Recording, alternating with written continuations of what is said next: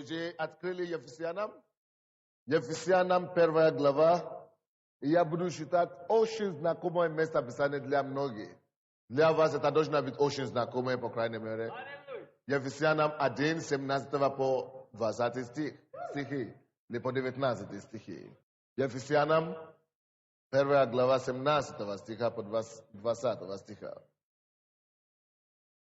Чтобы Бог Господа нашего Иисуса Христа, Отец славы, дал вам духа премудрости и откровения к познанию Его. Чтобы Бог Господа нашего Иисуса Христа, Отец славы, дал вам духа премудрости и откровения к познанию Его. И просветил глаза сердца вашего, дабы вы познали, в чем состоит надежда призвания Его и какое богатство славного наследия Его для святых. И как безмерно величие могущества Его в нас, верующие, по действию державной силы Его. Аллилуйя. Если вы заметите 17 стих, там Библия говорит, что Павел, который автор этой книги, он говорит, он молится Богу, чтобы Бог, Отец нашего Господа Иисуса Христа, дал этим верующим, которым он пишет, чтобы он дал им духа премудрости и откровения. Познанию Его. Сегодня я буду говорить об откровении. И так и называется проповедь. Откровение, нам нужно откровение. Нам нужно откровение Иисуса Христа. Дорогие мои, мы нуждаемся в откровении. Если мы хотим двигаться в Боге, нам необходимо, чтобы Иисус Христос не остался на одной стадии для нас. Если мы хотим увеличиваться, если мы не хотим превратить нашу христианскую жизнь в какую-то скучную, рутинную, обратную жизнь, то нам постоянно надо получать откровение от Духа Святого. То есть мы нуждаемся в постоянный взгляд, постоянное открытие Иисуса. Откровение обозначает открытие. Нам надо открывать себя Бога. Нам надо открывать себя Иисуса каждый день по-новому. Видите, без свежего откровения с неба скучно жить. Если вы будете делать ту же самую вещь, одно и то же, я прихожу сюда, я ухожу дома. Когда ты делаешь 2 года, ты уже устал. Тебе надо есть. Надо ела будет. Поэтому есть такое понятие, как откровение. И поэтому, когда Павел пишет это письмо Ефесянской церкви, он пишет и молится Богу, чтобы Бог дал им духа премудрости и откровения. Вы видите, есть то, что мы называем в Библии в христианстве дух откровения. И тебе надо знать этого духа, чтобы ты наслаждал. Или чтобы ты мог наслаждать твою христианскую жизнь, чтобы ты мог идти от веры к вере, тебе надо духа откровения. Если ты не хочешь быть сегодня горячим и завтра теплым, тебе надо духа откровения. Тебе надо этого духа, о чем Павел молится. Павел молится, чтобы ты и я получили какого-то духа. Это особый дух. То, что делает Иисуса свежим. Кто из вас знает, что если мы купили молоко сегодня, и поставим это молоко, может быть, холодильника или где-то, может быть, просто где-то, один день, второй день, кто из вас знает, что это вкус уже не тот изначально, который был там. Правда? И это уже не то наслаждение, то же самое. Это уже не то наслаждение. Вкус поменялся, наслаждение поменялось. Поэтому мы идем и мы покупаем свежее. Malako. To jest takim же образом с Богом. Почему многие люди сейчас не ходят в церковь? Не в православную церковь. Может быть, они ходят раз в месяц, или раз в полгода, или раз в году вообще. Почему это так? Потому что то, что там, все знают, что там. Они не ждут ничего свежего. Люди нуждаются в что-то свежее. Мы покупаем свежие продукты. И, дорогой мой, необходимо, чтобы Иисус не просто стал как бы иконом для тебя. Иисус не должен быть какой-то образ, не меняющий образ для тебя. Дорогой, Иисус должен постоянно меняться для тебя. Иисус каждый день для тебя должен стать свежим. Он должен стать более приятным для тебя. Ты должен получить огромное, новое наслаждение от Иисуса Христа каждый день. Новое каждый день. Вы знаете, я знаю одну песню, которую я очень люблю петь. Мне еще не удалось научиться эту песню. Но эта песня говорит о том, что каждый день в Иисусе лучше, чем прошедший день. Лучше, чем вчерашний день. Каждый день в Иисусе должен быть лучше, чем вчерашний день. Если вы не будете иметь этого духа откровения, каждый день в Иисусе будет тот же самый, как вчерашний день. Но поэтому Павел молится о Церкви Божьей. Павел молится о верующих, чтобы верующие не были скучными верующими. Чтобы с этого дня, чтобы мы начали получить духа откровения, чтобы мы начали получить новые понятия об Иисусе. Чтобы сегодня я обогащался в твоем опыте об Иисусе. Чтобы завтра я еще больше обогащался о своем познании Иисуса. Чтобы послезавтра, чтобы я знал Иисуса еще больше. Чтобы что-то постоянно мне открывалось об Иисусе. То, что я раньше не знал. То, что должно побуждать меня. То, что должно освежать мою духовную жизнь. И, дорогие мои, ваша духовная жизнь нуждается в обновлении. Постоянное обновление. Каким образом это приходит? Через духа откровения. Нам надо откровение. Откровение об Иисусе Христе. Без откровения свыше, Библия говорит, народ не обуздан. Без откровения свыше. Откровение. Что значит откровение? Откровение. Это когда свет идет с неба, когда Дух Святой приходит и открывает тебе Иисуса. И ты говоришь, я этого никогда не слышал, я это никогда не видел. Вот это новое что-то. Да. Бог хочет, чтобы твоя жизнь постоянно обновлялась. Аллилуйя. Без откровения свыше народ не обуздан. Кто из вас хочет быть обузданным? Кто из вас хочет быть живым? Все время быть в настроении, все время иметь жизнь Божию. Сегодня эта церковь не жива, Это потому что откровения недостаточно.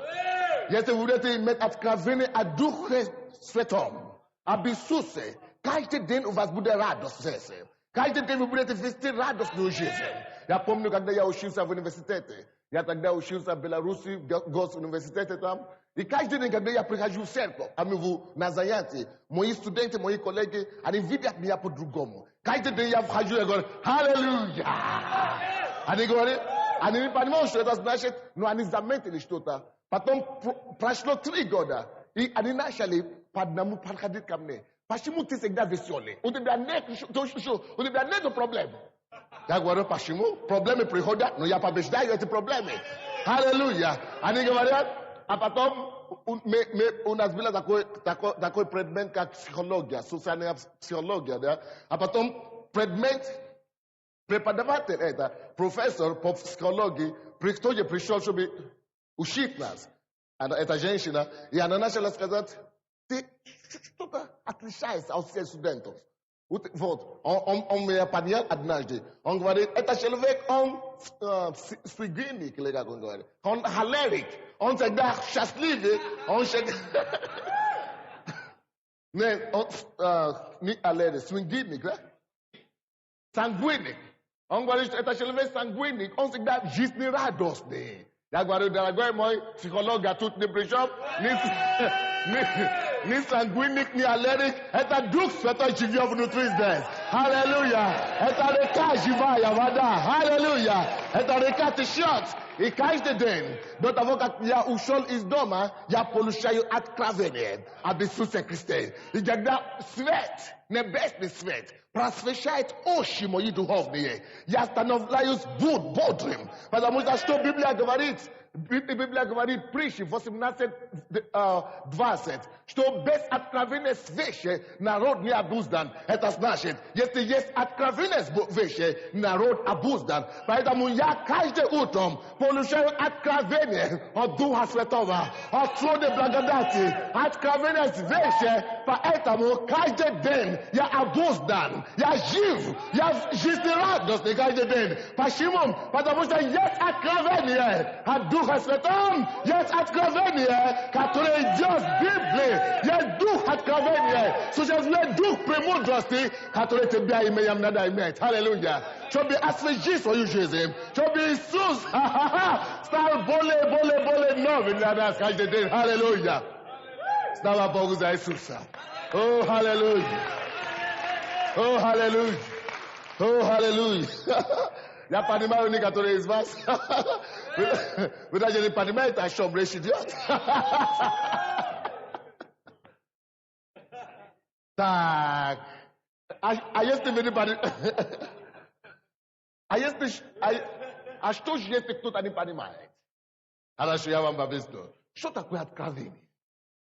О каком откровении речь идет? Ты говоришь, единственное откровение, которое я знаю, это то, которое делают ученые. Открытие научное. Нет, не об этом не говорим. Если можешь быть радостным откровением научным, но это тебя не побудит твоего духа. Аминь. Ты можешь просто быть радостным в эмоции. Но не об этом мы говорим. Мы говорим о том откровении, которое освежает твоего духа, твоего внутреннего человека. Аминь. Я вам дам пример, я вам объясню, что это значит. Давайте, пожалуйста, откроем Евангелие от Иоанна. 5 главу. Евангелие от Иоанна.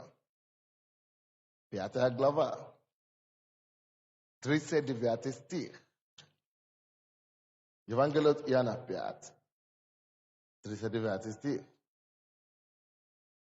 Библия здесь говорит, исследуйте Писания, ибо вы думаете, через них иметь жизнь вечную, а они Писание. Исследуйте Писание. Почему? Потому что они свидетельствуют обо мне. Иисус сам говорит, исследуйте Писание. С одной стороны, о том, то, что вы уже знаете. То, что вы можете иметь жизнь вечную через Слово Божие. Но он говорит, не только об этом, и не только поэтому изучайте Слово. Он говорит, изучайте, и не только изучайте, он говорит, исследуйте. Видите, Иисус не говорит, когда Бог или Иисус говорит о Библии, он не говорит, читайте Библию. Заметили? Он не говорит, читайте Библию или читайте Писание. Иисус говорит, исследуйте Писание. Потому что когда вы будете исследовать Писание, вы получите откровение об Иисусе. Он говорит, ибо они свидетельствуют обо мне. Видите, обычно, когда мы говорим об откровении, очень часто мы думаем, что речь идет о том откровении, которое мы получаем через пророчество. Когда кто-то пророчествует нам, мы говорим, что это откровение. Но это вторичное откровение, дорогой. Очень часто мы думаем, что откровение мы получаем, когда мы получаем видение. Когда вдруг все пропало, я начинаю видеть небо или что-то подобное. Это хорошее откровение, но это второстепенное, вторичное откровение. Очень часто мы думаем, что откровение, о котором молился Павел, это то откровение, которое мы получаем, когда мы спим, допустим, и какой-то сон приснился нам. И это тоже второстепенное откровение. Но Павел молился о чем-то более глубоком. Он говорил, я молюсь о вас каждый день. И представляете себе, он говорит, я постоянно непрестанно молюсь о вас, Богу. Вы знаете, о чем он каждый день молится непрестанно? Чтобы Бог дал им духа откровения. Почему он так каждый день молится об этом? Потому что это так необходимо. Дорогие мои, наша жизнь христианская превратится в форму, если у нас не будет этого откровения. Проповедники выходят на сцену без откровения Духа Святого. Дорогие, вы знаете, что их проповедь будет? Это превратится либо в сплошное знание, сплошное слова, либо просто сухое выступление человеческое. Но с откровением, когда Дух Святой сходит на слово, и когда человек говорит слово, которое есть откровение с неба, человек слышит не только его ушами, человек слышит не только его разумом, человек слышит 7 клеткой тела. Человек слышит 7 сердцем. Он уже поглотит даже проповедника иногда. Вы не поняли, слава Богу. Аллилуйя. То есть, когда это есть откровение, это доходит до вас. Аллилуйя. И вы возбуждаетесь. Почему? Потому что откровение возбуждает. Аллилуйя. Аллилуйя. И давайте откроем, пожалуйста, что Павел говорит об этом даже в его личной жизни. Откройте, пожалуйста, Филиппийцам 3 главу и 8 стих. Филиппийцам 3:8. Давайте, пожалуйста, откроем, быстренько посмотрим, что это откровение сделало в жизни Павла. Филиппийцам 3:8. Павел говорит, свидетельствуя о его личной жизни. Да, и все посчитаю тщетою ради превосходства. Все посчитаю тщетою ради превосходства познания Христа Иисуса, Господа моего. Для Него я от всего отказался, и все посчитаю за ссор. Для Него, для познания Иисуса, для откровения. Это слово познание можно так говорить, как откровение. Для откровения, для познания Иисуса я посчитаю все за ссор, чтобы приобрести Христа. А видите, там в Ефесянам, где мы читали, там говорит, я молюсь, чтобы Бог дал вам духа откровения и премудрости к познанию. То есть речь идет о том, что само. Если у вас есть откровение, вам очень легко познать Иисуса. Откровение есть ключ познания Иисуса. И здесь Павел говорит, ради этого познания я посчитаю все за ссором. Что же такое откровение? Ты так много болтаешь. Откровение приходит через слово. Вы должны это отметить. Откровение, о котором Павел молится, это чтобы Иисус сам стал живым для них. Откровение, о котором мы говорим, это когда логос становится для тебя ремо. Что такое логос? Логос — это Библия, это Слово Божье, которое вы видите. Но я сказал, что откровение, о котором мы говорим, дух откровения, о котором Павел молится, чтобы ты получил, это тот дух, который превращает. Вы тут? Который превращает это слово, логос, Слово Божье, в рему. А что такое рема? Рема обозначает вдохновленное слово или ожившее слово. Или как можно это лучше говорить? Одухотворенное слово. То есть это одухотворенное логос. Одухотворенное слово. Ожившее, проговоренное логос. Проговоренное слово. Проговоренное Слово Божие. То есть Слово Божье, Библия, как таково, это называется логос по-гречески.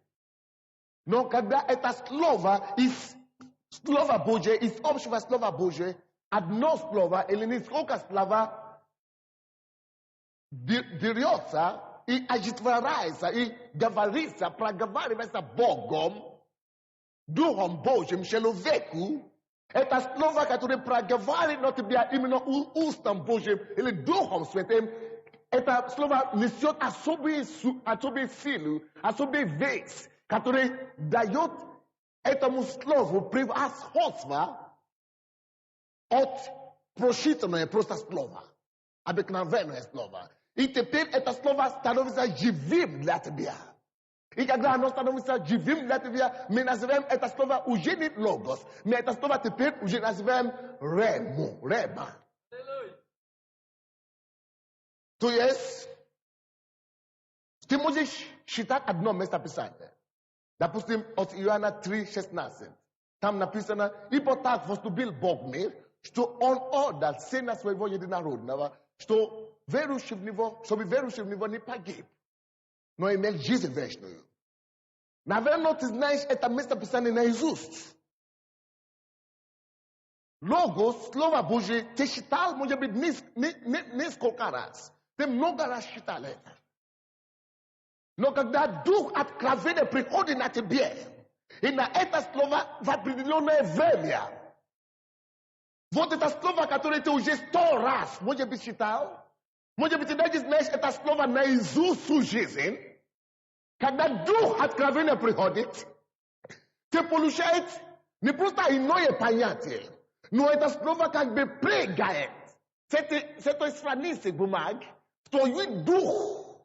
Ты не просто ободрен, ты получаешь потрясение.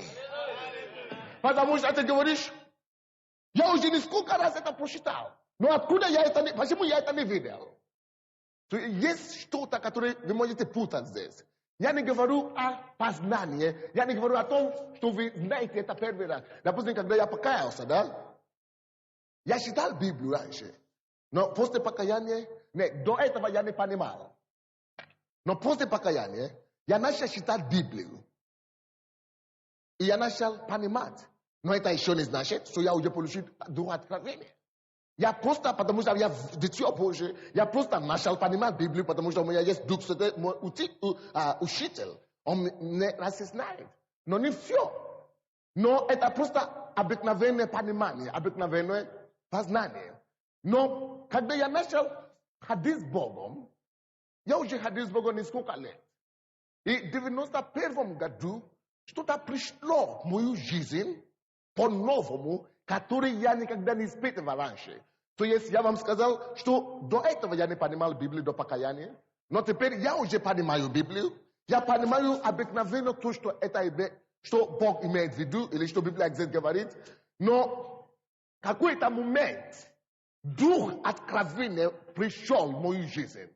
Даже то слово после покаяния, которое я уже хорошо знаю, которое мне уже понятно вроде бы от А до Я. То есть вроде бы все здесь понятно. Когда Дух откровения пришел, даже те слова, которые я знал наизусть.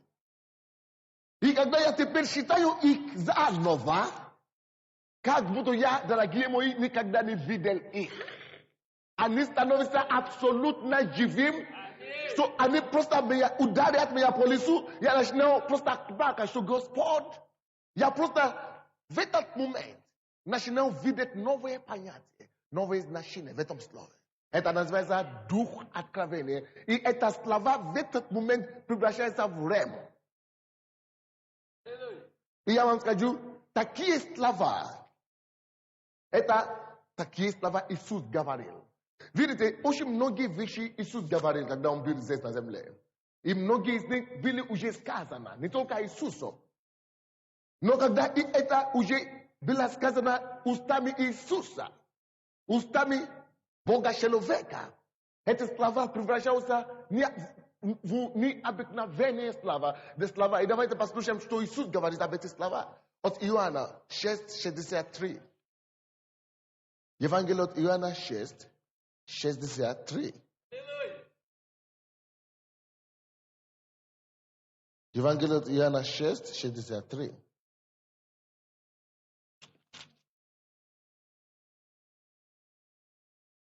Здесь Библия говорит, дух животворит.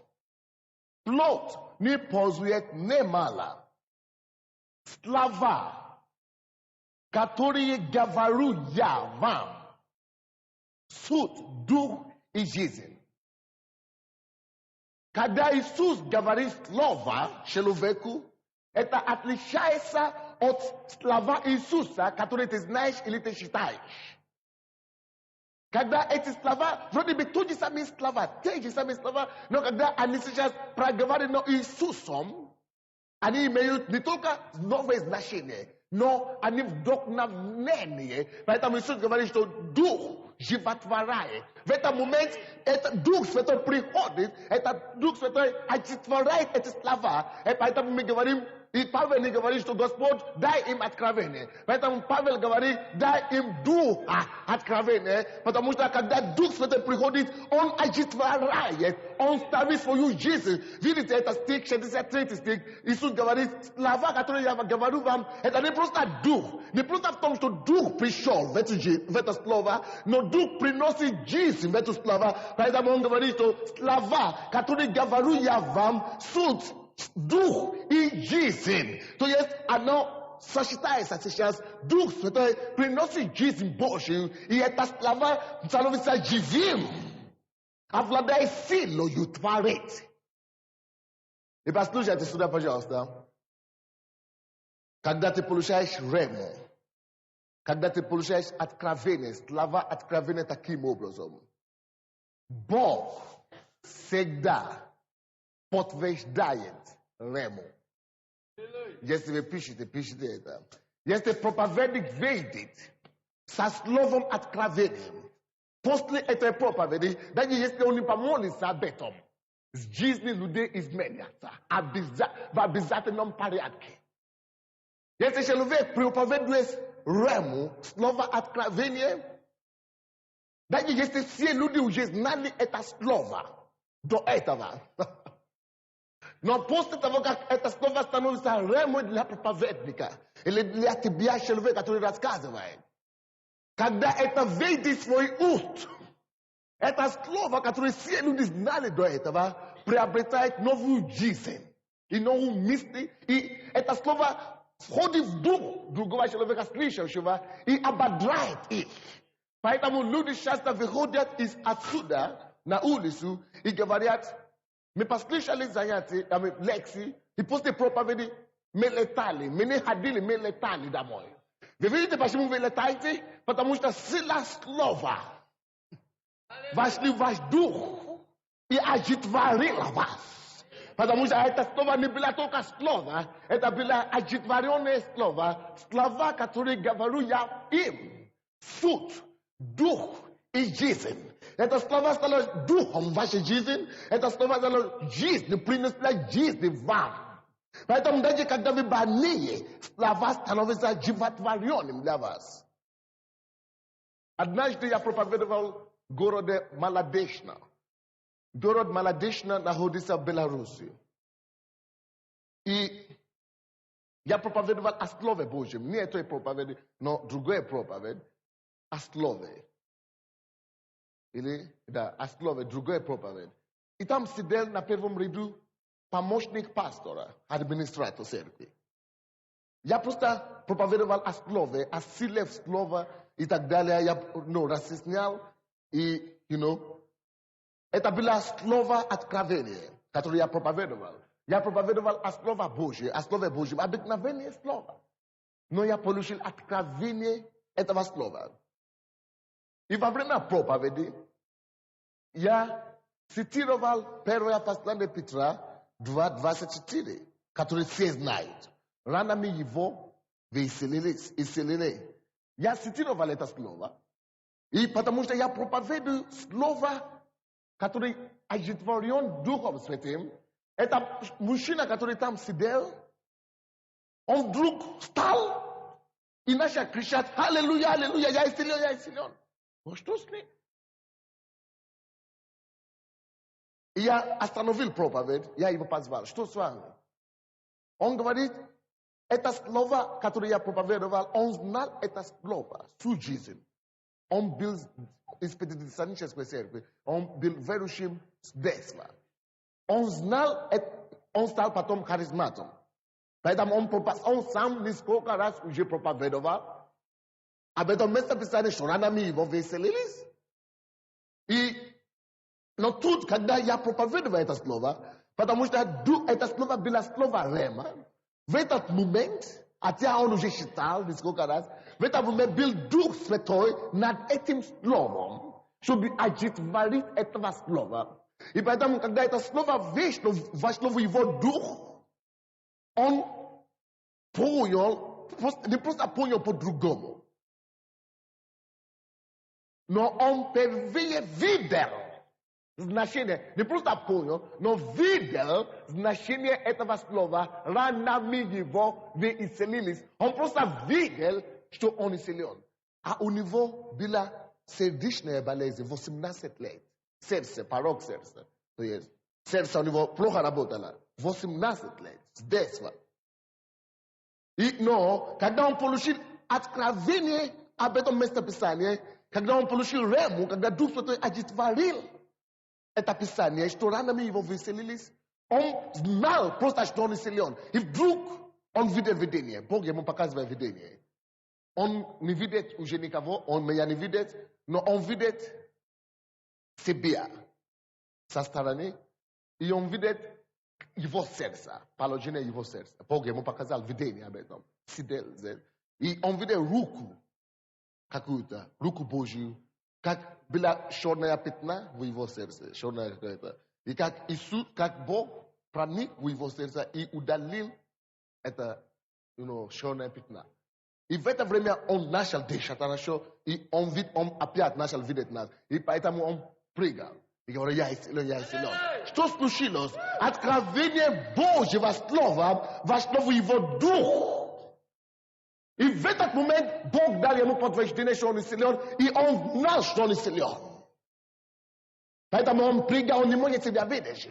То есть он знал это слово раньше, но он понял это слово по-другому, он видел что-то в этом слове. Вы знаете, что я узнал? Если вы будете не только читать Библию каждый день, вы должны читать Библию каждый день. Это желательно читать Библию каждый день. Но важно не только читать Библию каждый день. Вы здесь? И никто из вас не спит?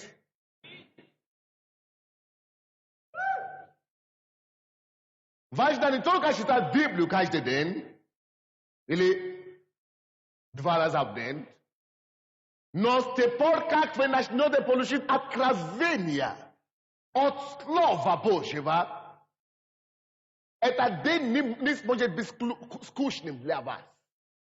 Вы будете бодрым целый день. Дорогой мой, если вы будете получать откровение до того, как вы уходите из дома, победа ждет вас в этот день. Потому что вы можете ходить во свете этого откровения. О, аллилуйя. Дорогие, когда я начал получить эти откровения, когда я начал читать Библию, я начал видеть то, что я никогда не видел. Просто слезы потекли с моих глаз. Я начал просто плакать. И иногда я учился в это время. Иногда я не мог ходить на занятия. Потому что я не хотел оторваться от Библии. Потому что такой интерес, такой свет, такой связь. Я только хотел читать. И когда я выхожу на улицу, такая жизнь, такая радость, такое ликование. От чего это? Потому что Иисус стал свежим для меня. Если ты получаешь откровение об Иисусе Христе, если ты получаешь откровение слова каждый день, дорогой мой, ты даже не будешь думать о том, чтобы пропускать занятия или собрания. Ты даже не будешь думать о том, чтобы отойти от Бога. Ты даже не будешь... Такой мысли не влезет в тебе в голову никогда. У тебя даже не будет мысли о том, чтобы даже один день даже загрешил. Потому что слово откровения всегда обрадует тебя. Ты просто живешь на небесах. praktycznie można сказать, Słowa Boże должна быть живым для вас. Слово Божье должно дать жизнью каждый день для вас. Поэтому Иисус говорит, не только не хлебом одним жить человек будет, а всяким словом, которое исходит из уст Божьих, исходит из уст Божьих. Это не просто логос.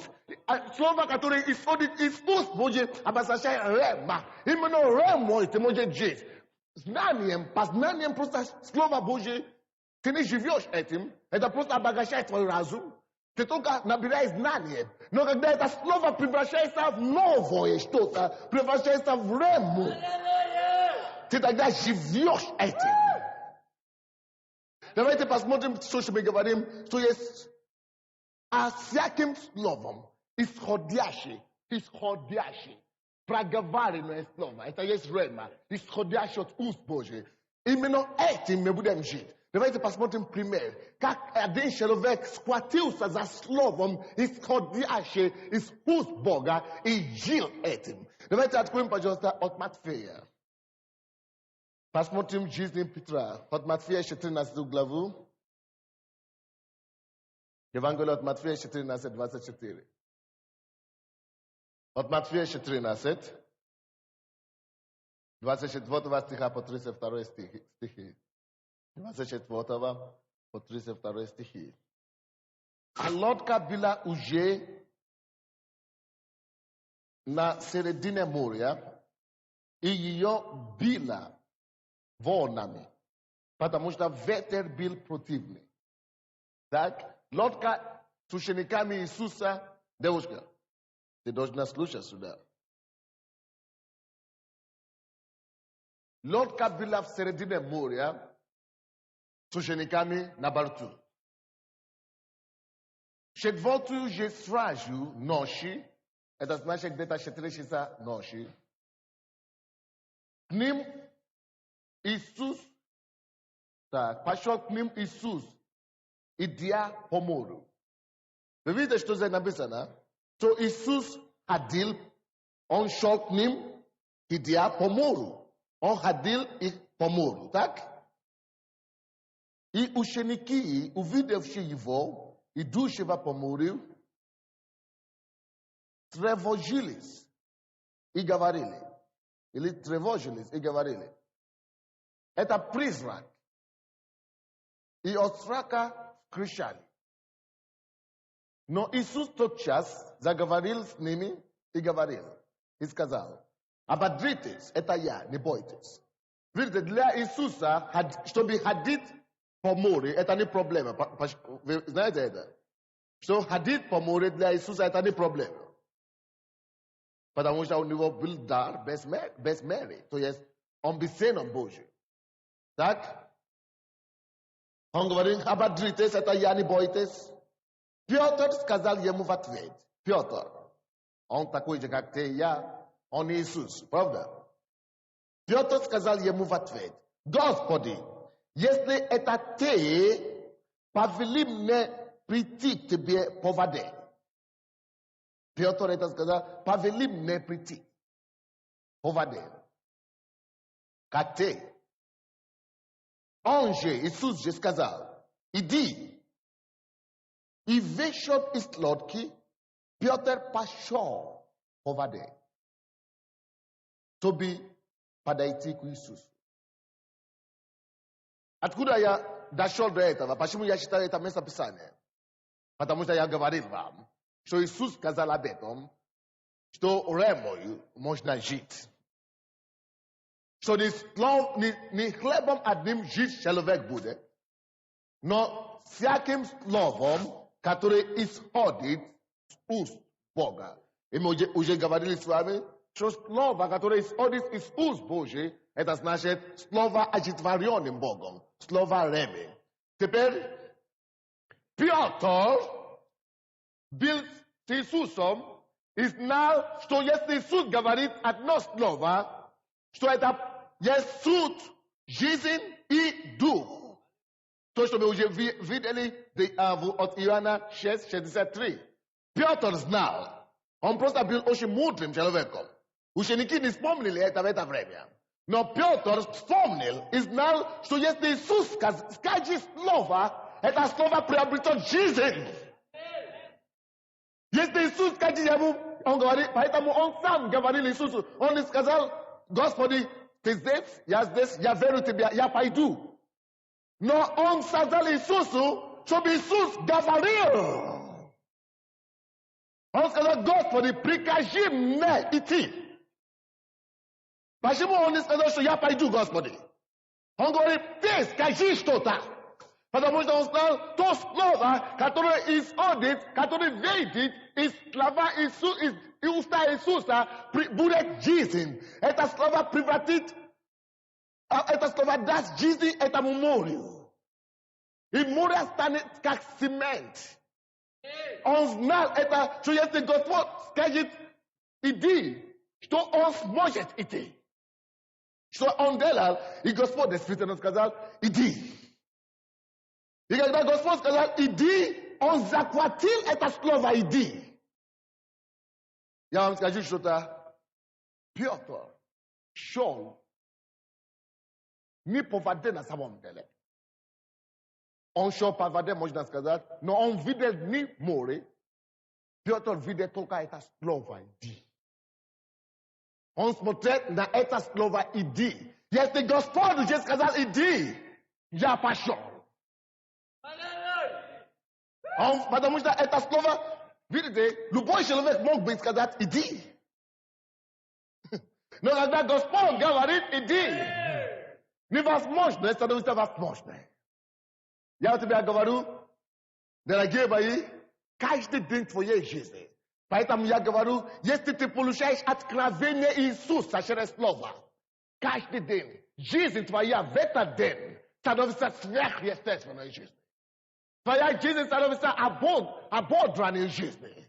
Твоя жизнь становится веселой жизнью. Твоя жизнь становится жизнерадостной жизнью. Твоя жизнь становится победоносной жизнью. Потому что утром, каждый день ты получаешь Слово Божье, Дух Святой оживотворит для тебя Слово, ты идешь к победе. То есть очень важно, чтобы Слово Божье, которое мы читаем каждый день, чтобы оно не просто осталось Слово, чтобы оно не просто осталось Библия, Логос, но чтобы оно превратилось в рему для нас, чтобы оно стало свежее по-новому для нас, чтобы Дух Святой оживотворит это. Тогда жизнь приходит. И эта жизнь хватит, чтобы тебя дать победу весь день. Но вы заметите что-то случилось с Павлом. С Петром. Петр перестал смотреть на это слово. Видите, он пошел по слову этому. Но когда он сомневался, он начал замечать обстоятельства, он убрал его взгляд от слова, он начал тонуть опять. И тогда Господь его схватил. То есть он не пошел. Это еще доказательство, потому что Иисус был там. То есть слово откровения, которое мы говорим, это не то слово откровения, которое ты получаешь в видении, что я видел Иисуса. Очень многие люди видели Иисуса, они пошли в ад все равно. Очень многие люди видели видение Иисуса или Бога Матери и так далее, и все равно отошли от Бога. Но слово, которое тебя дает жизнь и дух, слово, которое тебя поддержит, это то слово, которое оживотворяется, то слово, которое становится ремой. Иисус еще был там, и даже присутствие Иисуса, он начал тонуть. Потому что он выпустил слово. Он не пошел, потому что он увидел Иисуса. Он пошел по слову, которое вышел из уст Иисуса. И Бог сказал, всяким словом, которое выходит из уст моих, вы будете жить. Дорогие мои, мы будем искать откровение из Слова Божьего. Очень часто я читаю Библию. 30 минут, я не получаю откровение. Я открываю другое место. Я говорю, Господи, проговори мне сегодня. Я читаю. Я жду, чтобы Господь оживотворил какое-то слово. Я жду откровения. Я читаю сейчас. Я не получаю место писания оттуда. Я говорю, Господь, может быть, очень мне открыть другое место. Я начинаю читать другое место. Я не люблю читать Слово Божье просто так, подряд. Я ищу читать, чтобы получить откровение. Потому что если я буду читать только подряд, eta munje ne toka bagasha. No mnena nina da bagashine uma. Mnena da bagashine duha. Ashto be bagashine duha prezashlo mnena da ashto be dux pote prishol I agit varil posto yashitayo. Eta mu yashitayo I когда вы считаете слово Божье, пожалуйста, я прошу вас каждый день молитесь, что Дух Святой проговорит мне сегодня. Открой мне мои духовные глаза. Дай мне духа откровения сегодня. И когда Он дает вам дух откровения, даже то, что Он откроет вам. Даже я, если Он еще мне не открыл, я могу это не знать. Хотя я мечтаю одно то же самое Библию. Но когда Бог тебе это открывает, это становится новое абсолютно. Дорогой мой, поэтому я всегда говорил здесь, часто я говорил вам, что не важно, где я проповедую, не важно, кто там сидит в зале, я знаю, что слово, которое я буду проповедовать, будет иметь отличие. Я знаю, и когда вы, почему? Потому что я имею рему. Я не проповедую просто так. Я сначала жду у Бога, пока Он мне не даст рему. Слово олицетворение. Я знаю, что это слово, даже если я скажу только 2 минуты, даже если я скажу это слово разбитым русским языком, я знаю, что это слово будет иметь действие. Почему? Потому что это Дух Святой олицетворит это слово. И потому что это слово теперь имеет жизнь, имеет дух. И когда ты в контакт с вашим духом, вы получите жизнь. Вам не будет скучно. Только если вы не слушаете. Но если вы будете слушать и дойдет до вашего духа, контакт. Аллилуйя. Потому что это не я, это делаю, потому что Дух Святой, который дал это слово, который олицетворил это слово, наблюдает за этим словом. Поэтому человек, который имеет откровение, выходит, и он смелый, как лев. Человек, который имеет, потому что он знает, что слово, скажет слово свое, он говорит за себя. То есть, допустим, когда я начал проповедовать, я читал очень много литературы. Начитал, я в основном проповедовал не свои слова, не свои откровения, своими словами, но я пересказывал практически проповеди своего пастора и проповеди других людей, потому что я просто, или я сочинял. Есть некоторые люди, которые говорят, надо подготовить проповеди, чтобы проповедовать. Я просто слушаю и говорю, я не знаю, они готовят проповеди. Поэтому они стоят на одном месте, чтобы считать эту проповедь. Или говорят просто болтают. Если Дух Святой дает тебе слово, это уже подготовленная проповедь.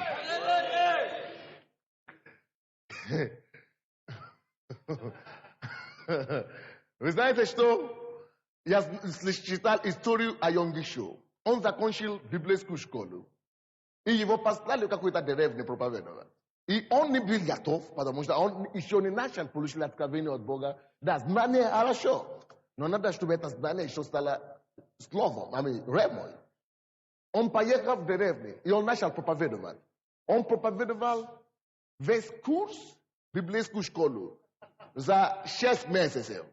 Он закончил все материалы, которые у него были. И он начал молиться, Господи, откуда мне теперь получить проповедь? Все мои проповеди уже все закончилось. Потому что он привык, смотреть, читал здесь. А потом он начал покупать литературу Кеннета Хейгена, литературу Орла Робертса, все литературы, и начинает сочетать его проповеди оттуда. И на слово, на то, что он читает, что он слышал откуда-то и так далее. Ерунда. Это ребенок, молоденец, духа еще. Он не готов. Он не готов быть водимым Духом Святым. Он еще не дошел до такого возраста, чтобы Бог сам проговорил ему. Чтобы Дух откровения жил с ним как с другом. Он еще не готов, еще не дошел до такого места, чтобы он считал Слово Божье, чтобы он открыл Слово Божье любое время и начал проповедовать с любого стиха. Потому что Дух откровения живет в нем, и потому что это Дух откровения дает знание и дает жизнь этому Слову и слушающим одновременно. И, дорогие мои, вам не надо просто кушать знания. Поэтому вам надо Дух откровения. Вам надо Дух откровения. Вам надо Дух откровения. Это становится жизнь для вас себя и жизнь для слышащих вас. Аллилуйя. Недавно я разговаривал с пастором Сашей, и он мне говорил что-то подобное. Что почему-то Библия становится совершенно иная книга для него. Все жизнь по-другому. Все по-другому. А потом, недавно, сестра Наташа тоже начала говорить то же самое. Что я не знаю эту историю, но они становятся совсем по-другому. И она даже приезжала ко мне домой, чтобы мне рассказывать некоторые из них. Я думаю, что это хорошо. Я бы хотел, чтобы ты рассказала сейчас о самарянке. Или самарянине. Иди сюда, вы увидите что-то там новое. И вы поймите, что я имею в виду под словом откровение, которое мы имеем в виду. Просто какие-то моменты там, просто перескажи нам, и чтобы вы могли просто иметь представление, что это обозначает. Пастора Саша я позову во втором служении. Иди сюда быстренько, пожалуйста. Быстренько выходи сюда на сцену, пожалуйста, быстро. Люди тебя ждут, пожалуйста. Что за капризы такие? Даже если это женщина, я знаю, что они капричные, но когда Дух Святой сходит, это женского рода исчезнет. Считай это слово Библию, историю о самарянине, который мы все знаем. И как Дух Святой это тебе открыл по-другому, пожалуйста, считай тоже, это тоже самое. То есть Дух Святой, когда приходит Дух откровения, не то, что ты будешь слышать откуда-то, Дух Святой тебе скажет, смотри это слово. Это не просто так обозначает. Ты только начинаешь просто видеть по-другому картины перед тобой. Аллилуйя. Даже забыла где. У меня а где твоя... Я не взяла... Ну, не важно. А где история о самарянине? От Луки или... Ну, и от Луки, и от Иоанна везде есть. Не готова, да? Молодец. Поэтому надо быть всегда готовы. Я не помню просто где-то. Луки 10. Да. Нашла? Тогда возьми микрофон, без микрофона тебя не будет слышно. Нет, отсюда берется, вот так. Господи, спасибо тебе! Да! И вы знаете, что я скажу что-то здесь, я вам скажу что-то здесь. Я слышал одно предложение от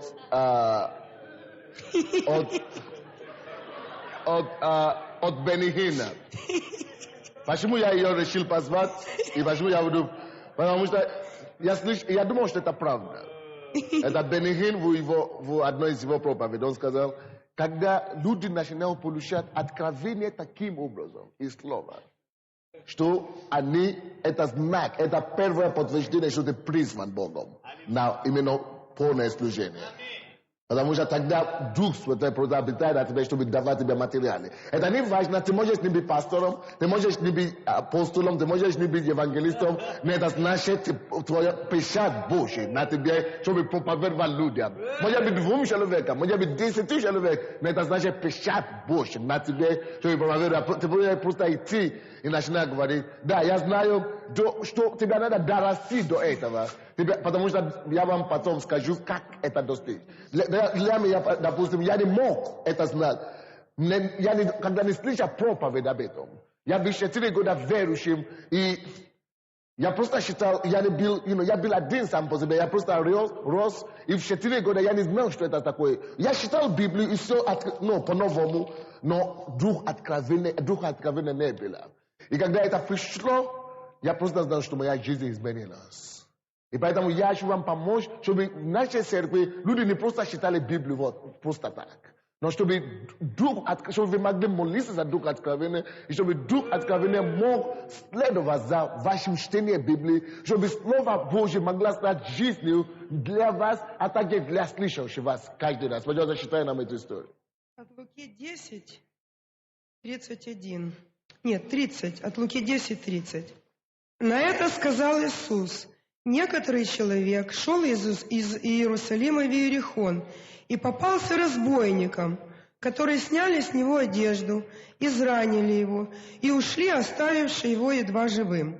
По случаю один священник шел тою дорогою и, увидев его, прошел мимо. Также и левит, быв на том месте, подошел, посмотрел и прошел мимо. Самарянин же некто, проезжая, нашел на него и, увидев его, жалился.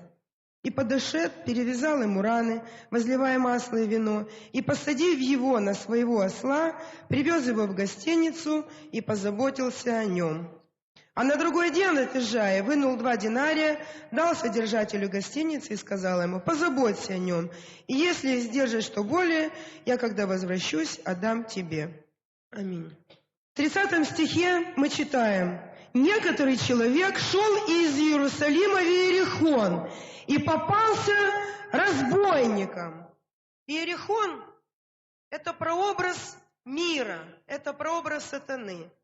Значит, этот человек шел в противоположную сторону от Бога. Он шел из Иерусалима в Иерихон. И на этом пути он попался разбойникам, которые сняли с него одежду, изранили его и ушли, оставивши его едва живым. Ничего хорошего на этом пути. Я извиняюсь. То, что вы должны обращать внимание. Обыкновенный человек читает это местописание и думает: вот, некоторый человек шел из Иерусалима в Иерихон и попал разбойникам. Это как история для него, для рассказ.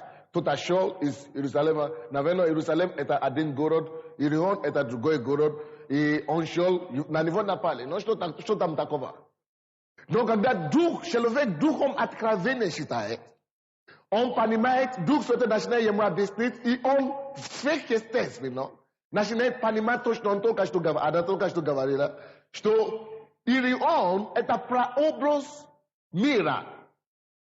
Дух Святой начинает тебе открыть, что Иерихон обозначает мир, и что Иерусалим это дом Божий, это жилище Бога. И поэтому продолжай, пожалуйста. И на этом пути, естественно, ничего хорошего встретить нельзя. Если ты идешь в противоположную сторону от Бога, то всегда это заканчивается неприятностями.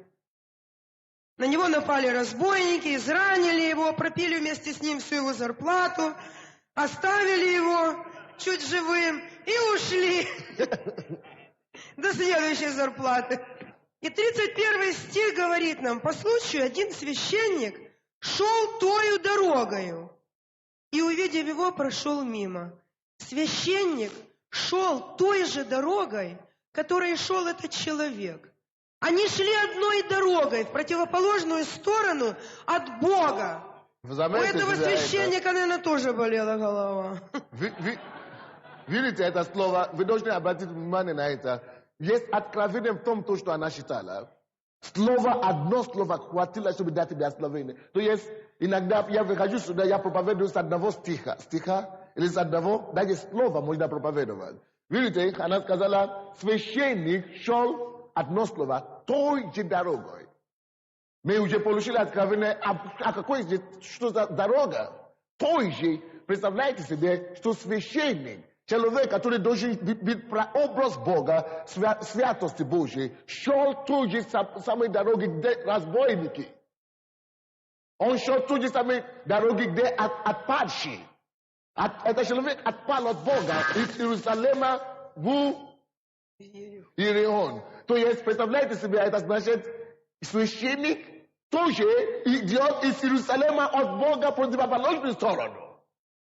И есть очень много священников таких. Объясни нам, пожалуйста, что Бог там открывает дальше. Также и левит, был на том месте, подошел, посмотрел и прошел мимо. То есть религия не спасает. Религия идет в противоположную сторону от Бога.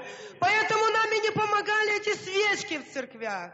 И эти головой биение перед этими иконами. Потому что религия идет в противоположную сторону от Бога. Она ведет к тьме. Самарянин же некто, 33 стих, проезжая, нашел на него и, увидев его, жалился. Самарянин же некто, проезжая. Самарянин – это прообраз отверженных людей.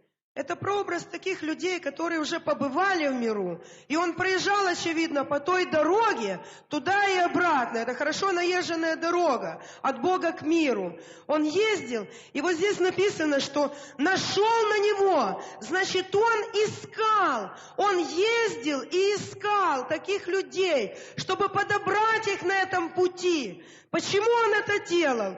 Самарянин же некто, проезжая, нашел на него и увидел его, жалился. Очевидно, самарянин тоже когда-то страдал. Наверное, он знал этот путь. И вот здесь написано, что проезжая, он не шел по этому пути. Amen. Он проезжал. Amen. Он проезжал. Когда человек ездит на чем-то, это говорит о том, что он оторван от земли. Amen. Он выше уровня земли. Yes. Он уже был оторван от этого греха.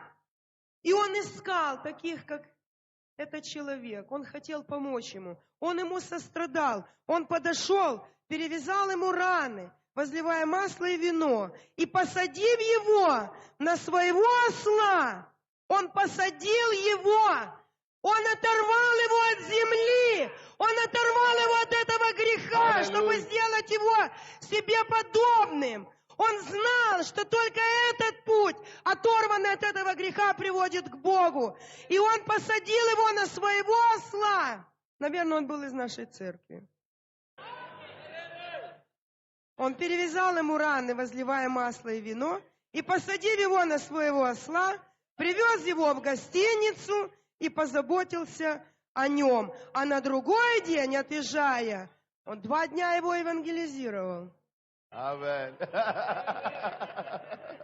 Вынув 2 динария, а на другой день отъезжая, он не пошел, он не оставил своего осла.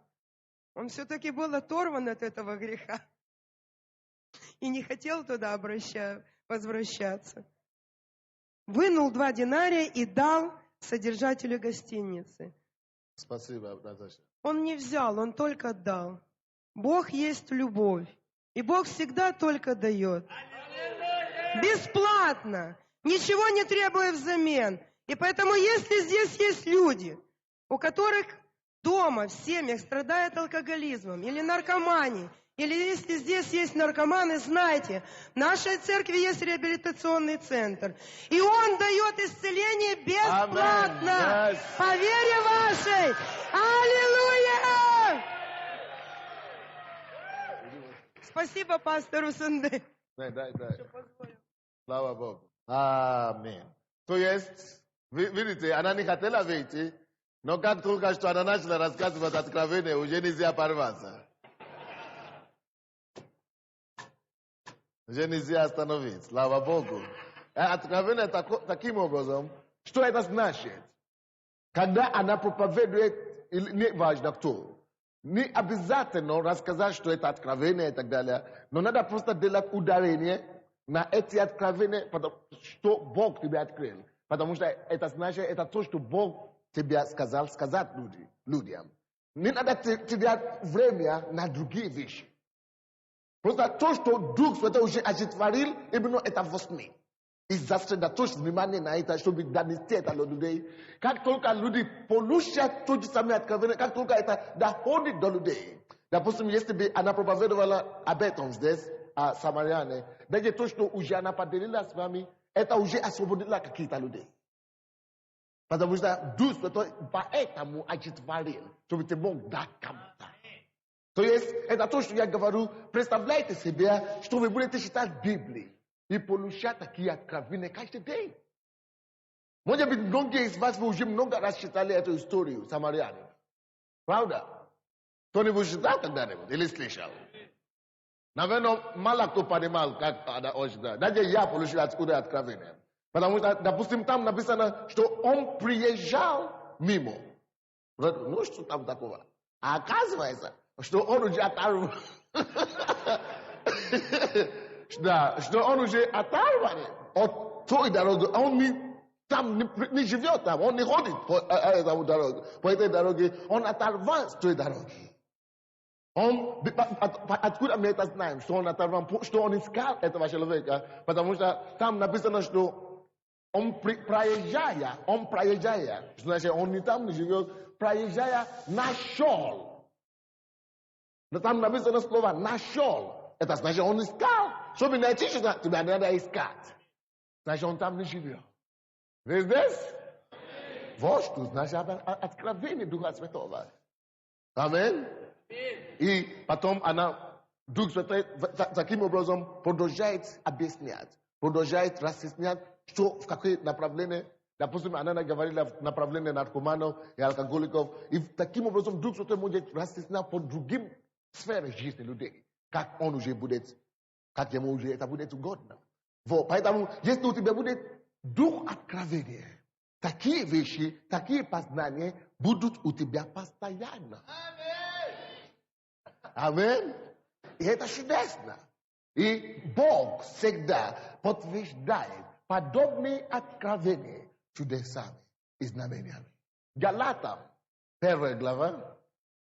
Галатам, 1 главе, с 11 по 16 стихи, с 11 стиха по 16 стихи, мы видим там историю апостола Павла, который говорил слово, которое он получил, слово, которое он проповедует, что он не получил от человека. Давайте будем читать с 11 стиха. «Возвещаю вам, братья, что Евангелие, которое я благовествовал, не есть человеческое, ибо и я принял его и научился не от человека, но через откровение Иисуса Христа». Видите, он знал историю о Мессии, о том, что Иисус должен прийти на землю, потому что он был фарисей. Он знал весь Тора, весь Старый Завет наизусть, но он не получил откровение об Иисусе. Но когда он был один с Иисусом, когда он молился, когда он был в арабской Аравии, Бог дал ему духа откровения. Поэтому он получил откровение Иисуса Христа. Теперь, после того, как он получил откровение, он проповедовал, правда? Бог ему дал это откровение, чтобы он мог проповедовать. Теперь, что последовало, какой результат был его проповеди? Первое послание Коринфянам, 1 глава 5 стих. 1 Коринфянам 1:5. Потому что наше благовествование, это значит наше проповедование, наши проповеди у вас было не в слове только. Алло? Вы здесь? Павел говорит, что его проповеди среди них не было в слове только, но и в силе, и во Святом Духе, и со многими удостоверением, как бы сами знаете, каковы были мы для вас между вами. Это слово удостоверение в английском, это как бы многими знамениями. Видите, он говорит, слово, которое мы проповедовали вам, не было только слово. Благовествование наше среди вас не было просто в слове. Наше благовествование среди вас, это было не только в слове, но и в силе. Вы здесь? Силе. Почему? Потому что это благовествование, которое он проповедовал у них, это не просто слово, это не просто логос. Он получил откровение. Он уже говорит Галатам, 1 глава 11 стих, что слово, которое я проповедую, что это откровение.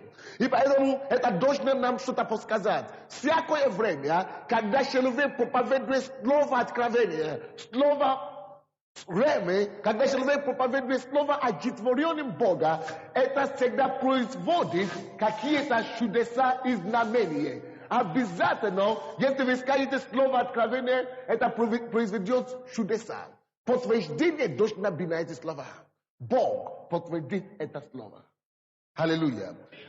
Это то же самое, если вы живете по откровению каждый день, Бог будет всегда совершать чудеса через вас и в вашей жизни.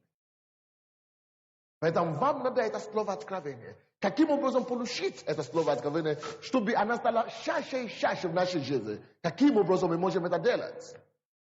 Первое послание Коринфянам 1, 10 стиха. Вы должны знать это местописание. Первое послание Коринфянам, 2 глава, 10 стиха. 1 Коринфянам 2:10.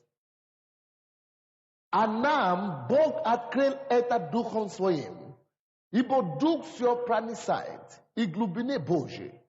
Ибо кто из людей знает, что в человеке, кроме Духа человеческого, живущего в нем. Так, и Божья никто не знает, кроме Духа Божия. Но мы приняли не Духа мира этого, а Духа от Бога, дабы знать дарованный нам от Бога, что и возвещаем не от человеческой мудрости, изученными словами, но изученными от Духа Святого, соображая духовное с духовным. Дух Святой знает сердце Бога. Дух Святой знает все тайны. И он говорил, мы проповедуем тайны царства, не изученными человеческими словами. Если ты очень знаешь тайны Божьи, тебе надо быть в хорошем отношении с Духом Святым. Я заметил что-то, что я особенно начал получить откровение из слова после того, как я начал очень много молиться на иных языках. После того, как я начал часто общаться с Духом Святым. До того, как я начал получить это откровение, я заметил, что каждое утро, когда я стою, я молюсь, я даже не выходя, даже не идя в туалет, я молюсь дома, в комнате, хотя час.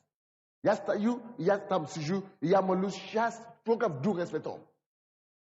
А потом я начинаю молиться о других нуждах, и умом, или духу, и так далее. Но час это как минимум. Я молюсь только в Духе. И после этого, когда я уже беру Библию, что-то творится там. Что-то творится там. Я это делаю где-то 3 месяца. Потом я начинаю читать Библию. Вау! Оттуда я завел тетради. У меня тетради такие, 3 тетради, проповеди. У меня, наверное, 2000 проповедей. И я считал только, может быть, 1/10 из них всего лишь. Я не когда мне будет, когда я должен проповедовать, я не начинаю искать, что мне проповедовать, или нервничать, или паники, о чем проповедовать. Я имею слишком много. Когда мне надо проповедовать, я просто Дух Святой, о чем мне проповедовать. А ты помнишь? То и другое, которое я тебе открыл когда-то. И ты проповедуй об этом. Допустим, сегодня, откуда я знал, уже 2 недели Бог мне говорит, тебе надо проповедовать об откровении. Тебе надо проповедовать об откровении. А когда я получил это откровение, это было давно. Это было в 91 году. Но оно все еще свежее для вас. Почему? Потому что это идет от Духа Святого. А неужели я сказал 1 Коринфянам 1:5? Я опять сказал 1 Фессалоникийцам 1:5. 1 Фессалоникийцам 1:5. Это я читал Фессалоникийцам 1:5. А Коринфянам, который я только что читал, это было первое послание Коринфянам 2:10. С 10 стиха по 14 стихи. 1 Коринфянам 2:10. Аллилуйя. Аллилуйя. То есть нам надо с вами откровение Библии. Кто-нибудь из вас когда-то читал Библию? Даже те места из Библии, которые ты читал, есть что-то там новое, которое Дух Святой желает тебе открыть. Кто-нибудь из вас знает какое-нибудь место Писания наизусть? Хотя бы одно место Писания, вы знаете наизусть? Если вы знаете от одно место Писания наизусть, даже в этом месте Писания, которое вы знаете наизусть, если вы будете общаться с Духом Святым очень крепко и попросить у него, Господь, открой мне что-то отсюда, Он откроет вам. Допустим, мы читали сегодня, да, 1 послание Коринфянам, 1 Фессалоникийцам. Нет, мы читали сегодня Ефесянам, 1 глава, да? Это место Писания, которое мы читали сегодня, Ефесянам 1. Я сначала имел одну проповедь по этому месту Писанию. Это проповедь. А потом Дух Святой начал мне говорить, Сонды, в этом местописании, которое ты читал, я имею еще несколько проповедей для тебя. Я говорю, я не вижу ничего. Я не мог тогда видеть, я не мог получить это откровение. Но я продолжал изучать, продолжал расти. И однажды Дух откровения зашел, и я читал это местописание, которое я уже читал, я уже проповедовал об этом, это Ефесянам. Бог просто открыл еще какую-то истину для меня оттуда. Поэтому я имею вторые проповедь по этому местописанию, но совсем на другой теме. Вообще не похоже, вообще ничего откровенного, об откровении там нет. Видите, вообще не похоже на это. А потом после этого Дух Святой опять начал мне говорить, ты знаешь, я имею еще одну проповедь для тебя. В одном местописании, которое мы читали сегодня, я имею отсюда 3 проповеди, и когда я буду читать их, они не похожи даже на другое, один на другое. Только одно местописание. Что это? Но когда вы читаете это, вы можете не видеть ничего, все только информация. Когда Дух Святой приходит, когда Дух откровения приходит, Логос становится рема. Слово становится одухотворенное слово. Слово начинает исходить из уст Божьих, ваш Дух. Дорогие, нам надо откровение. Откровение об Иисусе. Это то, что освежает нашу христианскую жизнь. Если ты получаешь это откровение, это сила жить каждый день. Это будет как какой-то помпа, как это, помпа, да? Которая вода, это будет, насос. Это будет как насос внутри тебя, который будет тебя. Это будет серьезно откровение, когда она приходит на твой дух, в твой дух, это будет как насос. И, дорогой мой, иногда надо насос. Особенно на работе, каждый день. И когда ты получил это откровение, вместо чтобы раздражался и тогда и гневался, Дух Святой, ты просто помнишь это слово. Ты размышляешь над этим словом. И это слово освежает тебя. И делает Иисуса свежим и новым каждый день для тебя. Аллилуйя. Слово откровение. Поэтому Павел говорил, я молюсь, непрестанно молюсь о том, чтобы Бог дал вам духа откровения и премудрости. Я знаю многих проповедников, которые проповедуют Библию. Они даже проповедники, и не имеют это духа откровения. Они закончили библейские какие-то школы и пересказывали то, что учителя им говорили. Но ты должен быть другой. Я понимаю, конечно, но что на первый пора, один день человек не станет таким. На первый пора, да, тебе надо изучать книги и так далее, и проповедовать даже чьи-то проповеди. И я не возражаю, если кто-то проповедует мои проповеди, допустим, я даже рад. Перечитайте, это потому что это проповедь я получил прямо от Бога. Это одухотворенная проповедь, поэтому перескажи другому. Но это лучше, когда ты получаешь это для себя. Аллилуйя. Дух откровения. Если ты имеешь дух откровения, ты получаешь откровение, ты можешь читать Слово Божие и получать свое исцеление без постороннего человека. Не надо будет, чтобы кто-то